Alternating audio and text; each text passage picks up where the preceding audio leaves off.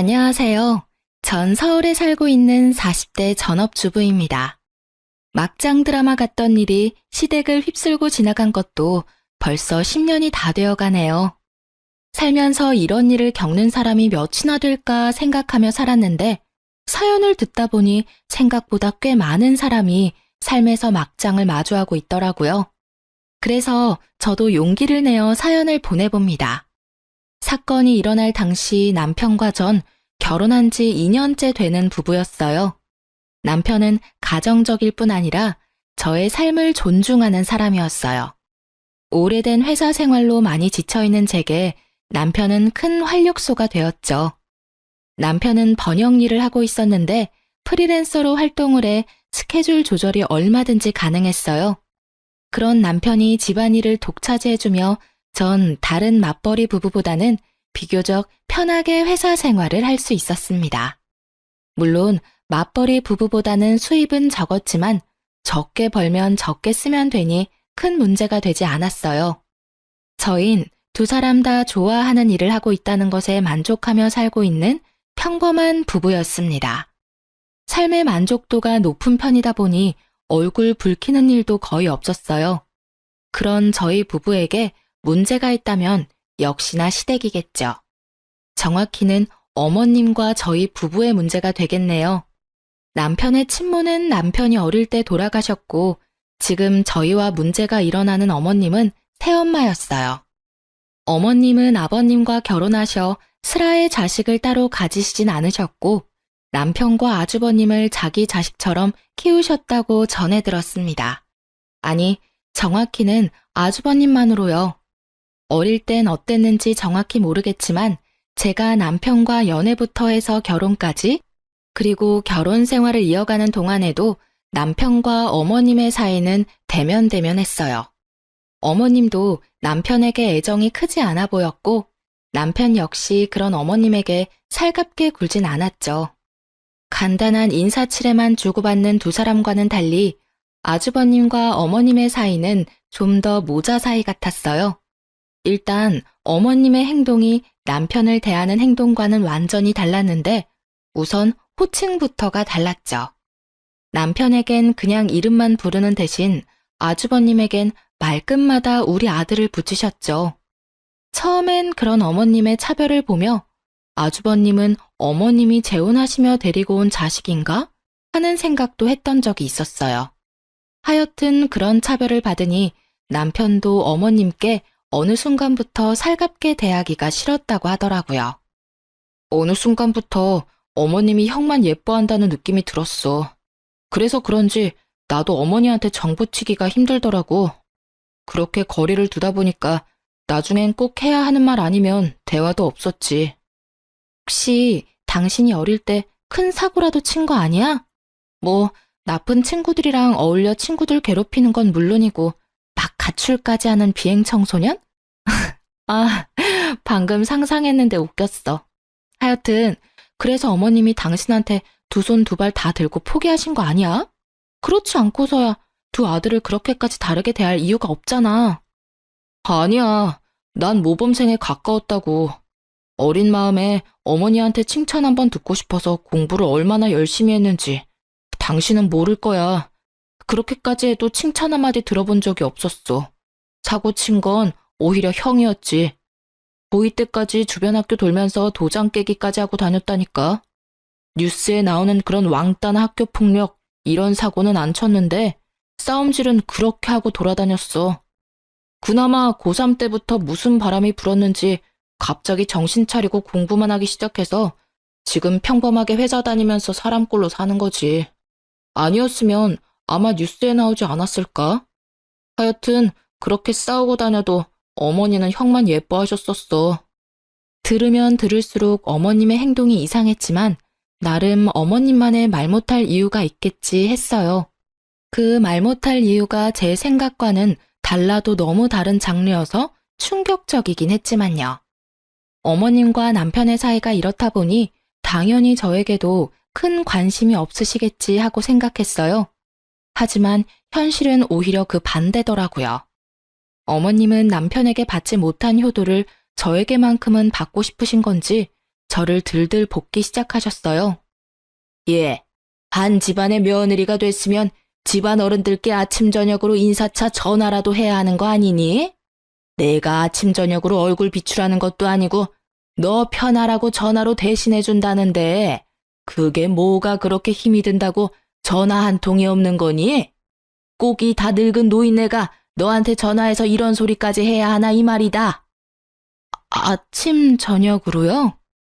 그래, 왜? 싫으냐? 넌 밤새 노인네들이 무사한지 궁금하지도 않은 게야? 밤새 일이 있어봤자 얼마나 큰일이 있다고. 아니, 어머님 말씀이 100번 옳다고 해도 시댁엔 어머님의 관심과 사랑을 독차지하고 있는 아주버님도 계시는데 제가 굳이 아침 저녁으로 연락을 해야 하나요? 전 고민할 필요도 없는 고민을 하느라 대답할 타이밍을 놓쳤고 어머님은 재빠르게 다음 요구사항을 내놓고 계셨죠. 그리고 집에는 왜 이렇게 안 오는 게야? 적어도 주말에 한 번씩은 들려서 얼굴도 보고 해야 하는 게 기본 아니니? 아, 어머님, 전화는 자주 드리도록 노력할게요.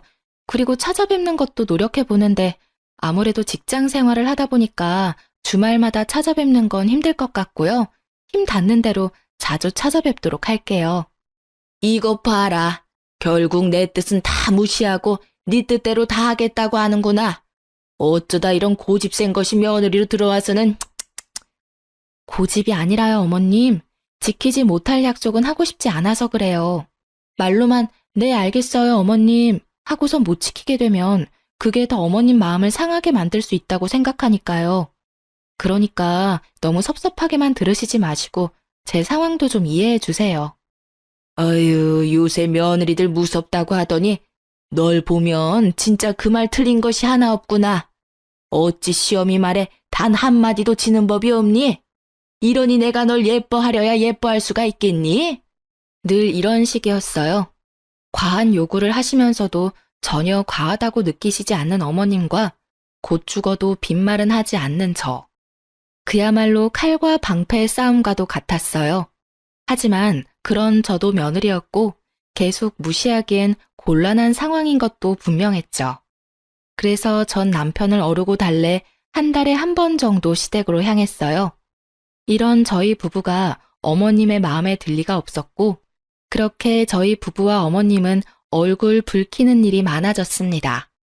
어머님은 남편은 혼낼 수 없으니 저에게 이상한 꼬투리를 잡으시며 저를 혼내기 일쑤였고 그런 모습을 지켜만 보고 있을 리 없는 남편은 제 방패막이가 되어 어머님과 거침없이 맞서고 남편의 행동에 마음이 상할 대로 상해버린 어머님은 절 또 괴롭히셨죠. 그렇게 반복되는 상황은 정말이지 지겹고도 최악이었죠. 그러던 어느 날 저에겐 한 줄기 빛과도 같은 소식이 전해졌습니다. 그것은 바로 아주버님의 결혼 소식이었죠. 결혼에 관해 아무 말도 없던 아주버님의 갑작스러운 결혼 발표는 시댁 식구에겐 큰 기쁨을 가져다 주었어요. 물론 저에게도요. 형님이 생기면 이 메비우스 띠와도 같은 상황이 조금은 나아질 것이라 생각했으니까요. 예비 형님이 되실 분은 저보다 한 살이 많고 부모님은 계시지 않는다고 전해 들었어요. 그래서 상견례 대신 밖에서 시댁 식구, 저, 그리고 예비 형님. 이렇게 간단한 식사로 상견례를 대신한다고 전해 들었죠. 그래서 예비 형님은 편한 자리라고 생각했었을까요? 약속 장소로 나간 저는 경악을 금치 못했습니다. 예비 형님은 제 입이 다 벌어지게 시원한 차림으로 약속 장소에 나타나시더군요. 형님은 눈을 어디에다 두어야 할지 알 수 없는 깊이 파인 끈 민소매에 아주 짧은 반바지를 입고 있었어요. 그 당시 계절이 여름이긴 했지만 좀 과하게 드러냈더군요. 저요, 그렇게 고지식한 사람 아닙니다. 저도 숨쉬기도 힘든 날씨엔 민소매도 입고 짧은 반바지도 입어요. 그런데 상견례를 대신하는 자리에 그런 차림은 아니지 않나요? 전 별것도 아닌 것에 내가 너무 오바해서 생각하나 하는 마음에 식구들의 눈치를 살피니 모두 저와 같은 생각인지 표정이 어둡더라고요. 단 한 사람, 어머님만 빼고요. 어머, 우리 맏며느리가 될 아가씨는 더위를 많이 타나 보구나. 젊어서 그런지 그런 옷도 잘 어울리는구나. 연예인 같아. 그렇지 않아요, 여보? 어? 뭐, 그런 것 같기도 하고. 어머, 연예인이요? 감사합니다, 어머님. 식사 나오기도 전 파혼 이야기가 나올 수도 있겠다는 제 예상과는 달리 어머님은 진심으로 형님을 마음에 들어 하시더라고요. 도무지 개념이란 없어 보이는 형님이 왜 마음에 쏙 드신 것인지 저와 남편은 이해할 수 없었지만 어찌되었든 식사 자리는 잘 마무리되었어요. 자리가 마무리될 때쯤 형님이 자신이 그래도 맏며느리이니 부모님을 모시고 살고 싶다고 했을 땐 아버님까지 크게 기뻐하시며 웃으시는데 뭐 어찌되었든 다들 좋으면 되었다고 생각했어요. 한동안 남편과 저의 대화 주제는 형님이 될 수밖에 없었죠. 아니, 그런데 여보, 형님 말이야. 어른 모시고 살 분처럼은 안 보였는데 정말 의외이지 않아? 뭐, 형이 워낙 효자이긴 하잖아. 그러니까 형 뜻에 따라 줬겠지. 그래도 시부모 모시고 사는 게 쉬운 결정은 아니었을 텐데 의외긴 해. 사실 난 처음에 그 옷차림 보고 너무 놀라서 욕이 튀어나올 뻔했다니까. 눈 둘 곳이 없어서 밥 먹는 내내 음식만 보느라 나중엔 목이 다 뻐근하더라니까. 맞아. 당신 계속 고개 숙이고 밥만 먹었잖아. 나 그때 웃겨 죽는 줄 알았어. 당신은 웃겼지? 난 진짜 아팠어. 어쨌든 다 좋다니 됐지 뭐. 행복하게 잘 살았으면 좋겠다. 그러니까. 제발 이제 나한테 관심 좀 줄이셨으면 좋겠어. 형님도 계시니까 좀 나아지시겠지? 내심 기대했는데 저의 기대는 산산이 부서지고야 말았죠. 형님은 말씀하신 대로 시댁으로 합가해 지내기 시작했고 어머님은 형님과 지나치게 짝짝꿍이 잘 맞다 싶더니 둘이 합심해서 저를 괴롭히기 시작했습니다. 가끔 시댁에 혼자 가는 날이면 두 사람은 소파에 엉덩이를 딱 붙이고 앉아 입으로 저를 부려먹기 시작하는데 속이 부글부글 끓더라고요. 둘째야, 그 설거지 다 하고 과일 좀 깎아오거라. 아가, 사과 먹을래? 배 먹을래? 전 둘 다 먹고 싶어요, 어머님. 그래? 그럼 둘 다 먹으면 되지. 들었지? 사과랑 배, 둘 다 깎아오렴. 아, 형님, 전 사과랑 배가 어디 있는 줄도 모르는데 드시고 싶으시면 직접 깎아 드시는 게 더 빠르고 합리적이지 않을까요? 참다 제가 이렇게 말하니 돌아오는 대답이 참으로 사람 할 말 없게 만들더라고요. 그깟 과일 깎는 일이 뭐가 그렇게 힘들다고 네 형님을 부려먹으려고 하니? 네 형님은 시부모들 모시고 살면서 평소에 쉴 새 없이 일만 한다. 그런 네 형님이 넌 불쌍하지도 않니? 나 같으면 네 형님이 돕는다고 해도 앉아서 쉬라고 하고 혼자 다 해줄 텐데 어쩜 저렇게나 게으르고 생각이 없는 건지. 그리고 넌 네 형님 일 많이 해서 손에 주부습진 생긴 것도 못 봤니? 그런 거 보고도 형님한테 뭘 해달라고 하고 싶어?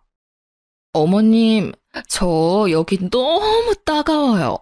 약을 발라도 소용도 없고 병원을 다시 가봐야 할까 봐요. 그래? 조금 있다가 나랑 병원에 가보자꾸나. 영양제라도 맞아야 하나?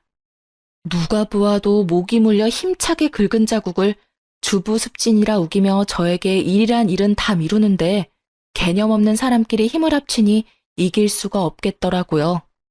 형님 손톱에 곱게 얹어진 네일 장식마저 얄밉게 느껴졌어요. 그나마 가끔 있는 일이니 참고 넘길 수 있었는데 어느 순간부턴 새 식구 핑계를 대며 주말마다 부르기 시작하는데 진짜 미칠 지경이었습니다. 남편도 딱히 달가워하는 반응은 아니었지만 아버님까지 연락이 오셔 압박을 주시니 무시할 수도 없는 상황이었어요. 아가야, 이번 주 주말에 올 수 있니? 네? 그게요, 아버님. 제가 평일에 출근도 하고 야근도 많아서 주말에 좀 힘들 수도 있을 것 같아요. 그러지 말고 웬만하면 좀 오거라. 집에 새 식구가 들어온 지가 언젠데 첫째네랑 너희 아직까지 서먹서먹하지 않느냐? 그게 자주 못 봐서 그래.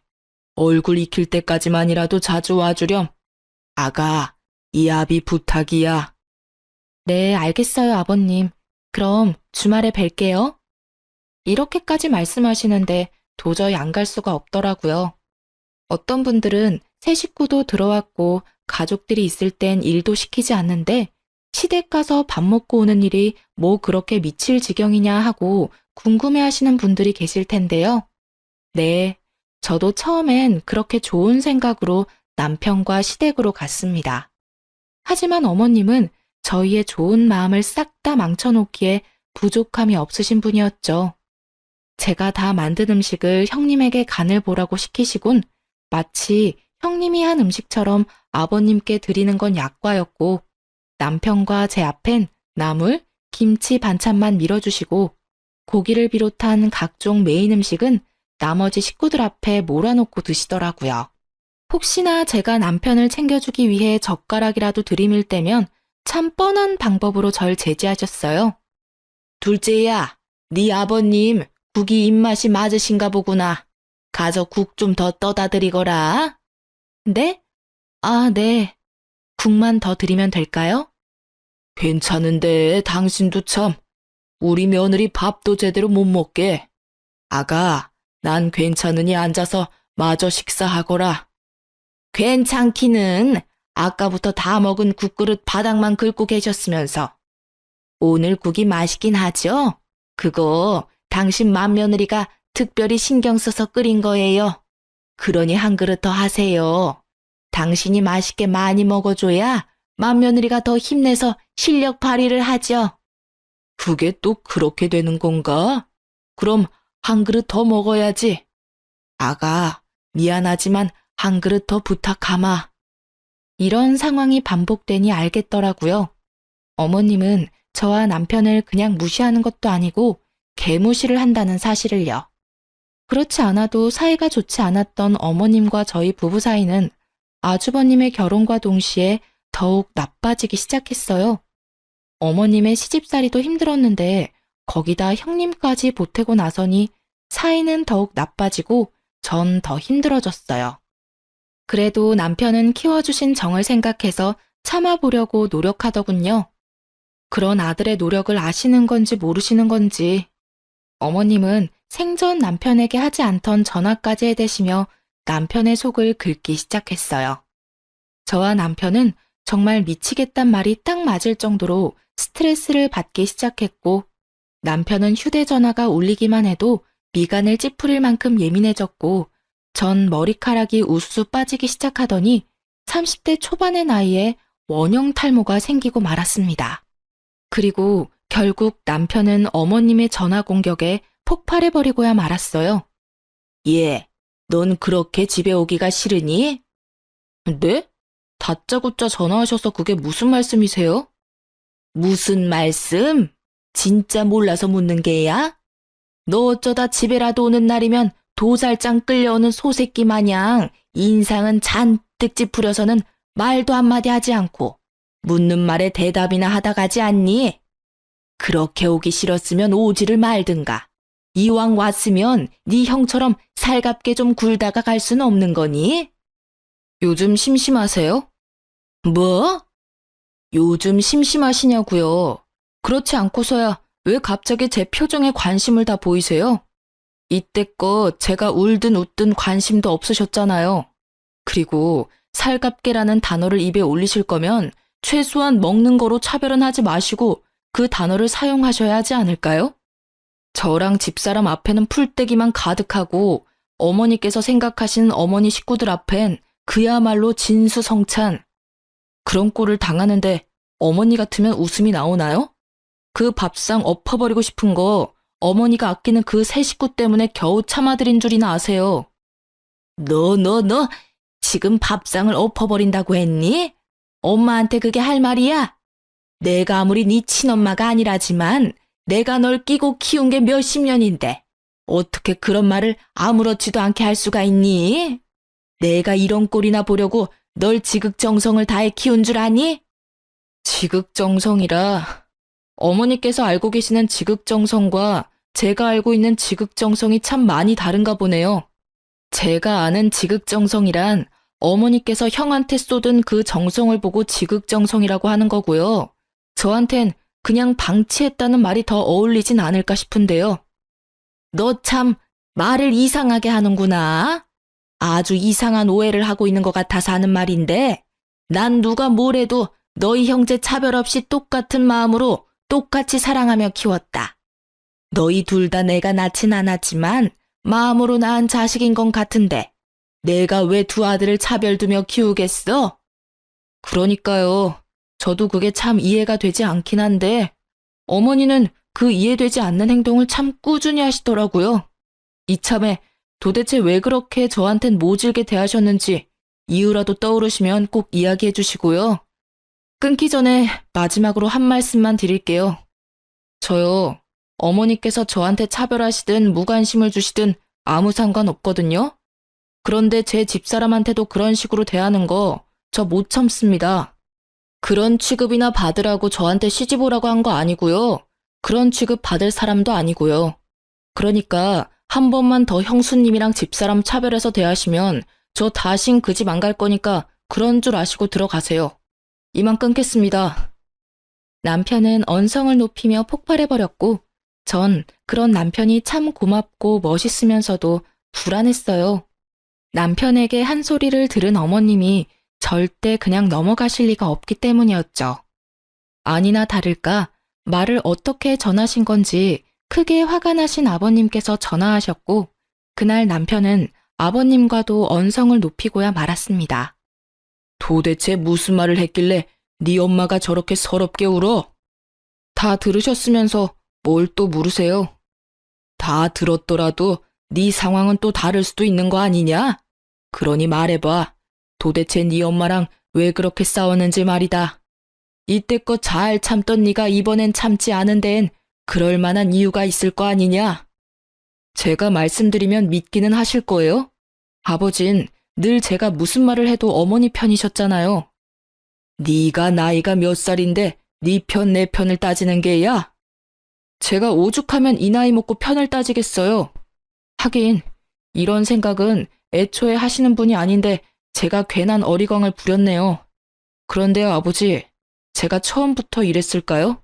그리고 처음부터 참기만 했을까요? 저도요, 말도 해보고 때도 써보고 울기도 해봤는데 아무도 제 이야긴 들으려고 하지도 않으시니까 입을 닫았던 거예요. 그러다 보니 지금 같은 순간에도 하고 싶은 말이 없는 거고요. 아휴, 이 녀석아, 나도 다 알고 있다. 네 엄마가 너보다 네 형에게 더 관심을 쏟고 있는 거. 그건 너도 알다시피 네 형이 장남이기도 하고 워낙 살갑게 구니 그런 것이 아니냐. 그러니 너도 지금부터라도 네 엄마한테 마음을 좀 열고 살갑게 굴면 얼마나 좋아. 또 제 잘못이죠. 어머니는 저한테 마음을 활짝 열고 잘 대해주시는데 제가 마음이 꼬일 대로 꼬여버려서 어머니한테 배은망덕하게 굴고 있었네요. 죄송합니다. 어머니께도 둘째 아들이 죄송하게 생각한다고 전해주세요. 그리고 한동안은 찾아뵙지 못할 것 같습니다. 어머님도 저 보고 싶지 않으실 것 같고요. 뭐야? 지금 부모랑 인연이라도 끊겠다는 그 말인 거야? 그런 뜻으로 드린 말씀은 아닌데 그러고 싶으시다면 그래도 상관은 없어요. 그럼 바빠서 이만 끊겠습니다. 똑 닮은 부자의 한치의 양보도 없는 전쟁은 결국 이렇게 끝이 나고야 말았어요. 하루에 부모님과 다 싸워버린 남편은 여러모로 마음이 허한지 제 품에 와서 안기더라고요. 전 그런 남편을 꼭 안아주었습니다. 피도 한 방울 섞이지 않은 아들 둘을 마음으로 품어준 아내를 탓할 수도 그렇다고 상처받은 마음을 뿜어내는 아들을 탓할 수도 없는 아버님의 심정도 이해하지 못하는 건 아니었지만 참 그날은 아버님이 원망스럽더군요. 제 품에 안긴 남편은 이윽고 눈물을 흘렸고 그날 밤 저흰 함께 한참을 울었어요. 어머님도 어머님이지만 아버님과도 감정의 골이 꽤 깊더라고요. 전 그냥 두고만 보고 있을 수가 없었어요. 날이 밝아올 때까지 깊은 한숨만 쉬던 남편은 해가 중천에 뜨고 나서야 깊은 잠에 빠져들었고 잠이 든 남편을 확인하고서 전 시댁으로 향했어요. 아버님이든 어머님이든 누구라도 상관없으니 대화가 필요하다고 생각했으니까요. 전 그렇게 누구라도 있겠지 하는 마음으로 시댁으로 향했고, 시댁 대문이 보이는 순간 어머님과 형님이 다정하게 팔짱까지 끼고 나오시더라고요. 그런데 왜 그랬을까요? 다정한 두 사람을 보는데 준비했던 말들이 한 글자도 생각이 안 나더군요. 그야말로 머릿속이 백지장이 되는데 나쁜 일을 하다 들킨 사람처럼 황급히 몸을 숨겼어요. 그 상태로 마주했다간 두 사람의 맹공격에 어버버하고 당하기만 할 것 같았거든요. 골목길로 몸을 숨겨 큰 상자들 뒤에 숨어 있는데 어머님과 형님이 무어라 대화를 하며 걷다 진지한 이야기를 하는지 걸음을 멈추고 대화에 집중하기 시작했어요. 짧은 시간에 순간적으로 숨었던 터라 두 사람과의 거리가 꽤 가까웠고 지은 죄도 없는데 왜인지 들키면 절대 안 된다는 생각이 들며 몸을 잔뜩 웅크리던 그때였어요. 충격적인 대화 내용에 두 손으로 입을 틀어막아 버렸습니다. 얼마 후 둘은 멀리 사라져갔고 저는 온몸이 굳어버리고 말았죠. 전 일단 비어있는 시댁에 들렸다가 집으로 향했어요.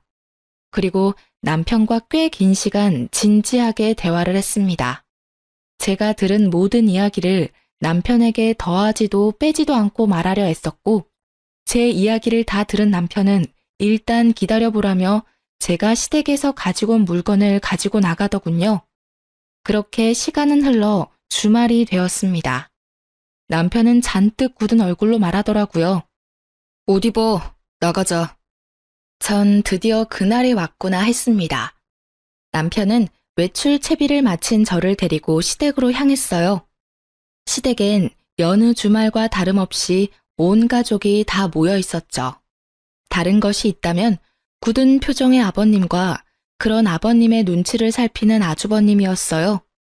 어머님과 형님은 이런 무거운 분위기 속에서도 뭐가 그리도 좋은지 봄날에 머리에 꽃 하나 꽂은 미친 여자들처럼 하하호호 신나 있더라고요. 한 치 앞도 보지 못하는 그 해맑음에 절로 혀끝이 차지더군요. 저희 부부가 집 안으로 들어서자 아버님은 가족 모두를 한자리로 모았고 그제야 저희를 발견한 어머님과 형님은 입을 삐죽이며 저희 맞은편에 앉았어요. 왔구나. 앉거라. 다들 여기 모여봐. 쟤들은 또 왜 왔대요? 당신이 불렀어요? 나 아직 둘째네 보고 싶지 않다고 했잖아요. 당신이 아무리 이런 자리 만들어도 내 마음 풀리지 않는다고요. 둘째 제가 나한테 어떻게 했는지 다 말했잖아요. 어머님은 불만 가득한 목소리로 따지듯이 아버님을 향해 쏘아붙였고 아버님은 더는 참을 수 없다는 듯 주먹으로 바닥을 내리치시며 말씀하셨어요. 그만! 그 입 좀 다물어. 분위기 파악이 그렇게나 안 되는 거야? 아니 여보. 왜 그래요? 무슨 일이 있어요? 그러게요 아버님. 무서워요. 너도 그 입 다물거라. 지금은 두 사람 목소리조차도 듣고 싶지 않으니. 화를 꾸역꾸역 참고 계시는 아버님은 남편을 바라보셨고 그런 아버님의 눈빛을 읽은 남편은 아까부터 품에 꼭 끼고 있던 서류 봉투를 내밀었습니다. 그 서류 봉투엔 유전자 정보 연구라고 적혀 있었고 서류 봉투를 유심히 보던 어머님과 형님은 얼굴이 새파랗게 질려가기 시작했어요. 그래요. 제가 두 사람을 피해 박스 뒤로 몸을 숨긴 날 제가 들은 충격적인 대화는 이러했습니다. 그러면 그 방해꾼은 이제 완전 나가리 된 거야, 엄마? 그게 그렇게 쉬운 줄 알아? 보채지 말고 기다려. 뭐든 다 순서가 있는 거야. 그래도 이제 거의 다 왔으니까 우리 딸은 즐길 준비나 해. 생각만 해도 너무 좋아. 그 진드기 같은 둘째만 몰아내면 이 집 재산이 다 내 것이 될 수 있다니. 처음에 엄마가 볼 거 하나 없는 남자에다가 엄마 아들이란 남자랑 결혼하라고 했을 땐 우리 엄마가 아주 아프구나 했는데 역시 우리 엄마는 더 큰 그림을 그리고 있었어. 대단하고 존경해 엄마. 내가 생떼 같은 내 새끼인 너 떼놓고 남의 자식을 20년을 넘게 키웠는데 나한텐 땡전 한 푼 안 주고 자기 자식들 앞으로 다 물려준다니 그 꼴은 내가 못 보지. 남매끼리 결혼시킨 꼴이라 그게 좀 그렇긴 하지만 뭐 어떠니? 엄연히 피 한 방울 섞이지 않은 남인데. 어쨌든 넌 네 동서나 더 괴롭혀. 더 힘들게 하란 말이야. 이렇게 된 이상 둘째네한테 한 푼도 흘러가게 둘 순 없지. 어떻게 해서든 둘째네랑 인연을 끊게 만들어서 네 남편이 이 집 재산 다 물려받게 만들어야 한다고. 알겠어? 그럼 나만 믿어. 나도 엄마 그렇게 집 나가고 아빠도 일찍 죽어버리고 고아로 산 지난 세월 제대로 보상받아야 하겠으니까. 고아는 무슨, 엄마가 몸만 여기 있었다 뿐이지 야금야금 너한테 해준 돈도 꽤 될 텐데. 그땐 그 돈이 엄청 많아 보였는데 이 집에 들어와 보니 푼돈이더라고. 나 무슨 일이 있어도 이 집 재산 다 차지하고 말 거야. 당연하지. 둘째랑 영 끊고 나면 그 재산 누구한테 다 가겠니? 당연히 장남인 네 남편한테 다 가지. 넌 그냥 그 돈으로 평생 떵떵거리면서 살아.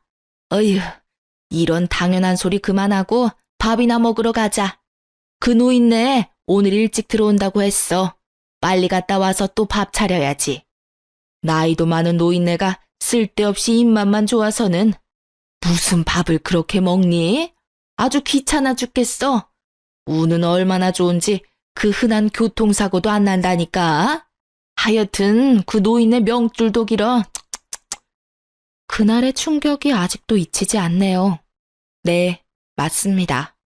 형님은 어머님의 첫 번째 이혼을 할 당시 데리고 오지 않은 딸이었습니다.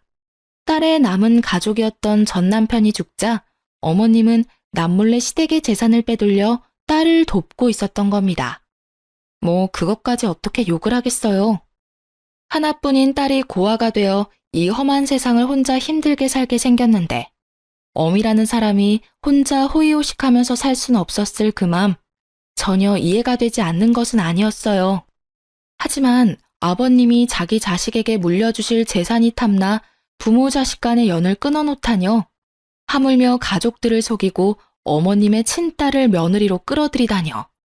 상식이 통하지 않는 사람인 건 알았지만 정말 제가 생각했던 것보다 더욱 상식이 없는 사람이더라고요. 그 뒤로 무슨 말이 더 오갔지만 멈췄던 걸음을 이어가며 나눈 대화라 자세히 듣지 못했습니다.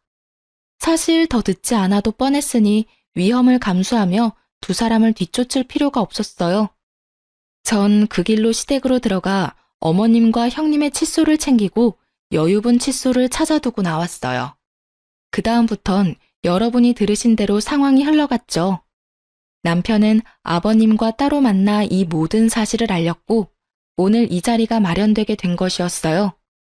아주버님과 남편에게 했던 이유 모를 차별과 아버님과 남편 사이에서 이간질하던 어머님의 모습, 그 모든 것이 추악한 어머님의 욕심에서 시작된 것임을 알게 된 아버님은 배신감에 치를 떨며 말씀하셨어요. 얼굴 보니 이게 뭔지는 당사자들이 더 잘 아는 것 같군. 그러면 이제 어떻게 된 일인지 직접 말해보게. 도대체 무슨 생각으로 이딴 짓까지 벌인 것이야? 아버님의 호통에 형님은 고개를 푹 숙였고 어머님은 바로 무릎을 꿇으시곤 빌기 시작하셨어요. 여보, 내가 다 잘못했어요. 다 내 잘못이에요.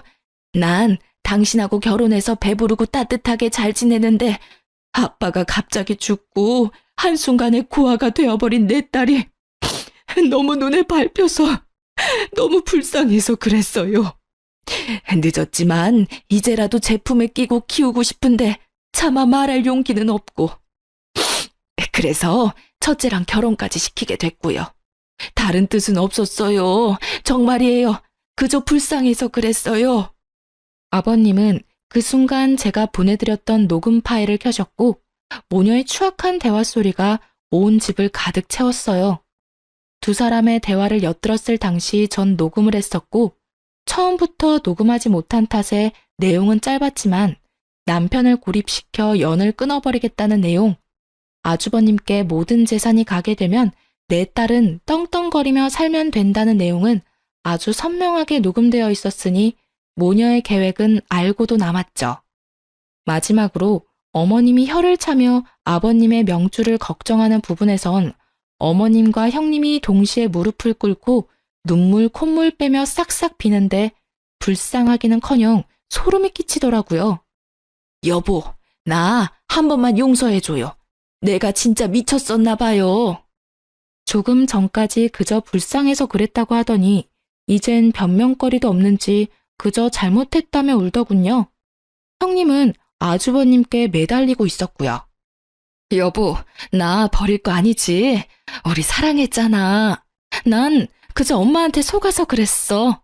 내가 진짜 돈만 보고 당신이랑 결혼했겠어? 당신을 사랑하니까 이런 짓까지 한 거지. 내 말 믿지? 나 믿지? 나 안 버릴 거지? 사랑? 네가 지금까지 나한테 한 행동 다 사귀고 기만이야. 내가 이거 소송 걸잖아? 너 그러면 바로 잡혀가. 알고는 있어? 그런 상황에 사랑 타령해 하고 싶어? 사기? 기만?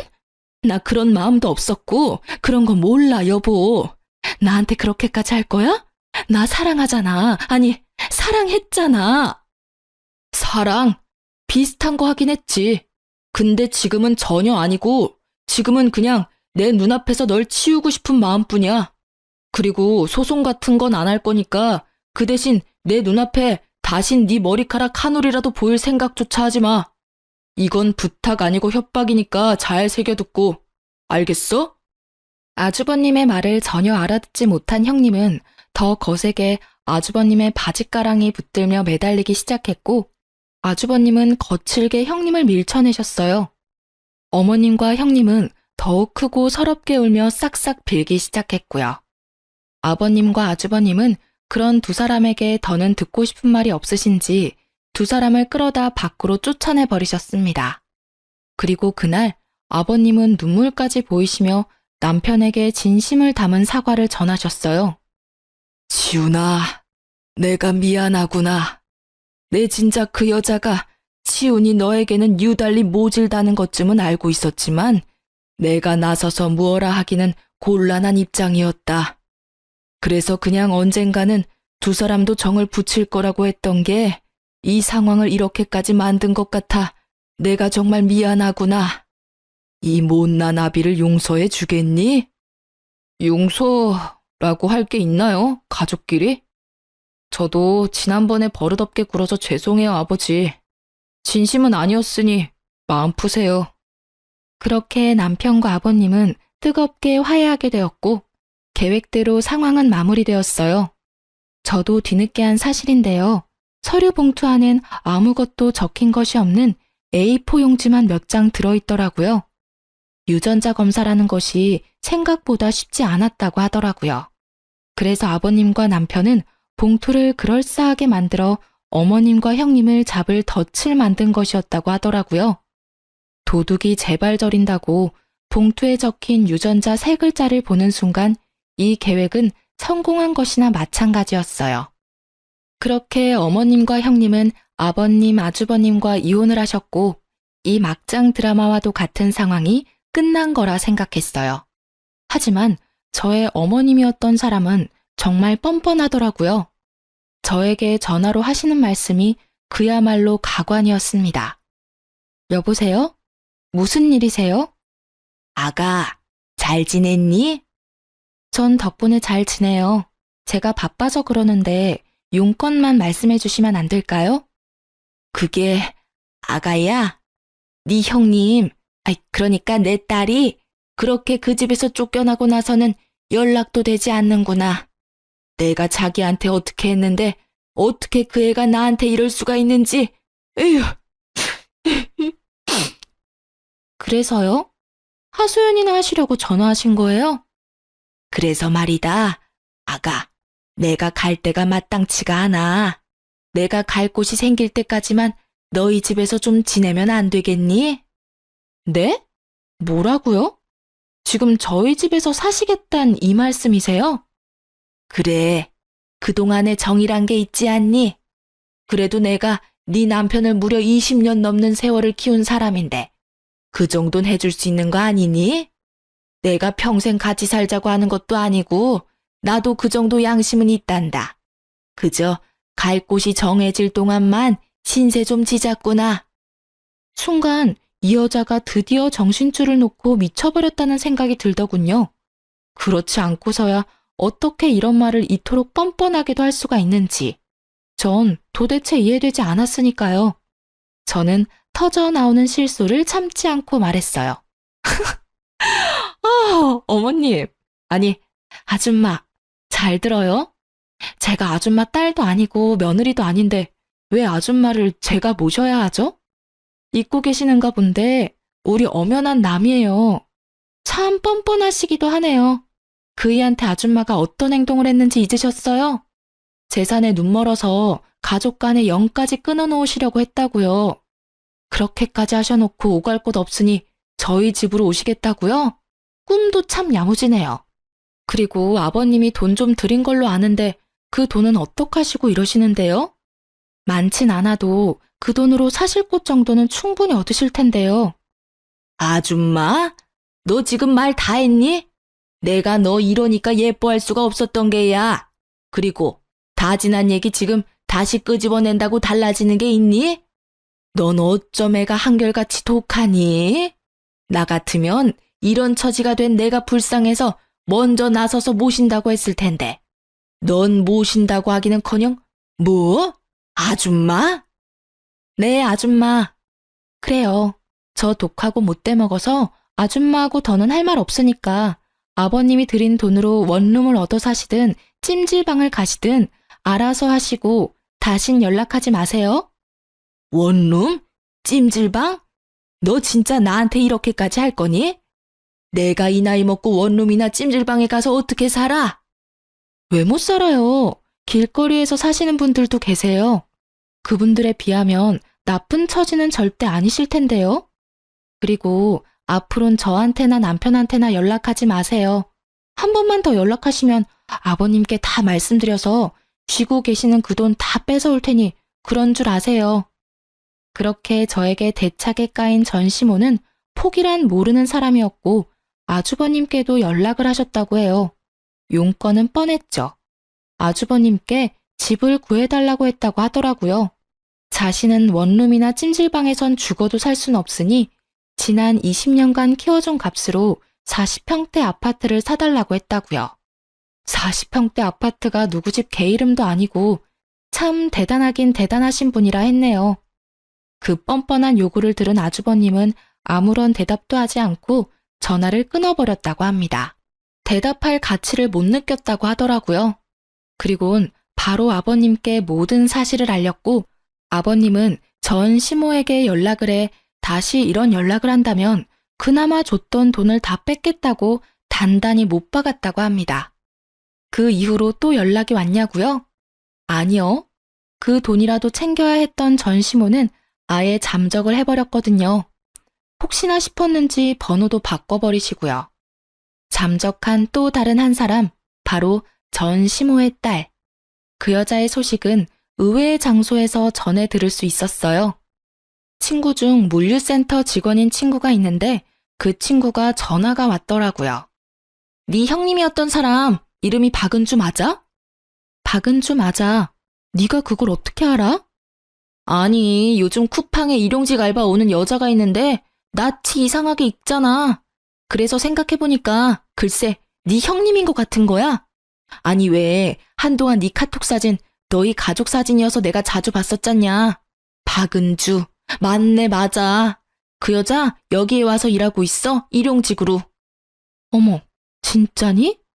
그렇지 않아도 도대체 어디서 뭘 하고 사나 싶었는데 거기에서 일하고 있었네. 일하는 것도 아니지. 성실하지도 않은 사람이 일까지 못해서 일손 부족해서 진짜 급한 날 아니면 일하러 오지도 못해. 일용직도 사람 가려가면서 받아 얘. 그 여자 하는 꼴 보니까 모르긴 몰라도 밥 빌어먹고 살긴 참 힘들겠더라. 몸 쓰는 일은 몸 써야 돼서 싫고 머리 쓰는 일은 머리 아파서 싫고. 내가 여기 있으면서 여러 사람을 만나봤는데 그 여자 캐릭터도 보통 아니더라니까. 여러모로 잘 이혼하셨어. 네 남편 형. 아주 집안 말아먹을 사람이더라니까. 그래서 요즘은 안 와? 안 오는 게 아니라 정확히는 못 오는 거지. 뭐 어제는 급해서 부르긴 했는데 하는 꼴 보니 한동안은 또 못 올 것 같더라. 자긴 계속 일하고 싶다고 신청은 하는데 이딴 식으로 하면 다신 못 올 가능성이 높다고 봐야지. 평생 일용직이나 기웃기웃할 게 뻔하다 뻔해. 아니지. 일용직도 힘들 수도 있겠다. 일만 못하는 게 아니라 사람들이랑 잘 어울리지도 못하더라고. 그렇게 싸워. 그냥 막 싸워. 여기저기 시비도 잘 걸고 시비도 잘 걸리고. 하여튼 또 그 여자 일하러 오면 또 말해줄게. 친구 말을 들어보니 아직 정신 차리려면 멀었다고 생각했네요. 그래도 언젠가는 인생 살아는 게 쉽지 않다는 걸 좀 깨달았으면 하네요. 그런 날이 과연 올 줄은 모르겠지만요. 이렇게 드라마 같은 시댁 사건도 끝이 났습니다. 막장 드라마를 보며 저런 일이 일상에서 일어날 수 있는 걸까? 하고 생각했었는데 생각보다 다양한 사람들이 가까운 곳에 살고 있더라고요. 막장은 결코 먼 곳에 있는 것이 아니었어요. 저희는 행복하게 잘 살아가고 있어요. 아주버님은 그 사건 이후 이제 결혼 생각은 없다며 아버님께 물려받은 회사에 몰두하고 계세요. 아버님이 계실 때보다 매출이 오르는 것을 보면 아주버님 능력이 대단하시긴 한가 보더라고요. 아, 참고로 남편에게도 회사로 들어오시길 권하셨지만 남편이 단칼에 거절했어요. 남편은 회사에 관심도 능력도 없다며 확실히 못 박았죠. 아버님은 그런 남편을 많이 아쉬워하시며 지금 살고 있는 저희 집과 시골의 땅을 좀 주셨어요. 그렇게 대충 재산 정리를 하신 아버님은 요즘 저희보다 더 바쁘신 삶을 지내고 계세요. 어느 날부터 경로당에 다니시더니 거기서 사귄 친구분들과 여행도 다니시고 맛집도 다니시느라 아주 바쁘시더라고요. 그 사이 저희에겐 남편을 똑 닮은 아들이 태어났어요.